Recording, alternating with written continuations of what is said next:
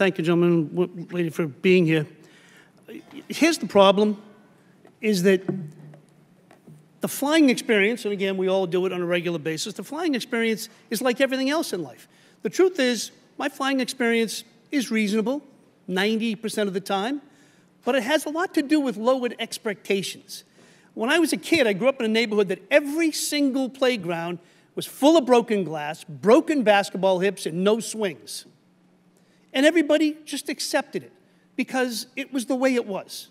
Now, it's not like that anymore, but it took us 20 years to change the attitude. People today in the same community that I grew up in would never accept that because the level of expectations have been risen.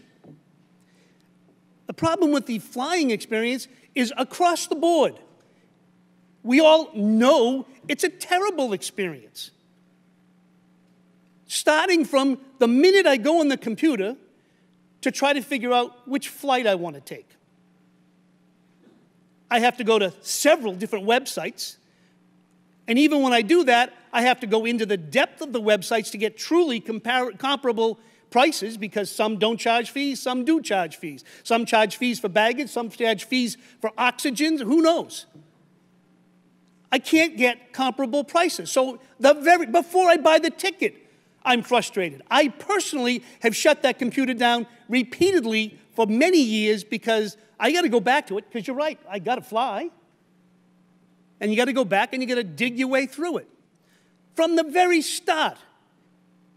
But we all expect it to be a miserable experience. And then when I get to the airport, I have to get through the TSA lines, which now, being a regular flyer, I go through the express lines, but now the express lines are full of people that don't know to take their keys out of their pocket. Frustrated. Then I get to the gate. Plane's late, plane's not late, never explained why. Now, honestly, up until last week, bumping was not a problem. Now, I've been bumped on occasion, but it's been handled reasonably. By the way, Mr. Munoz, I want to know how to get that $10,000 thing, because, believe me, I'll be flying United a lot more. You can figure that out. Here's the problem.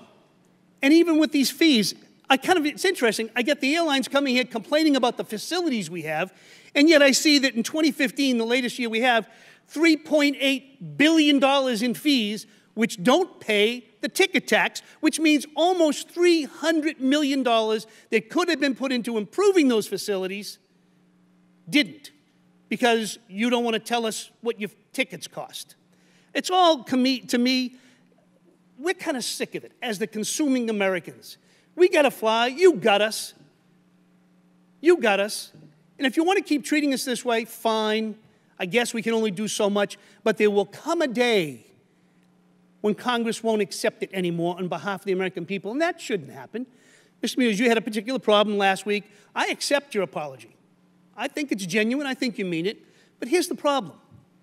The apology is a beginning, and the policies seem reasonable, the ones you have now. And I don't mean to pick on you, but, you know, it's your turn.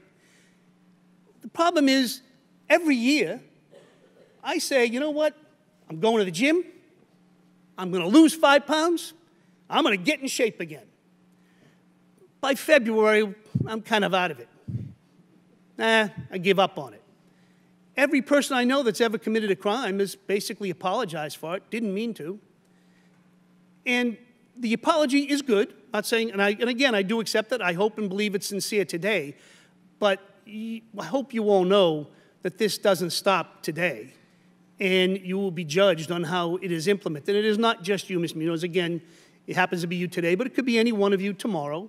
And I presume you've all rechecked your own rules and regulations about how you do it, seeing that I'm sure you don't want to be in the hot seat the next time.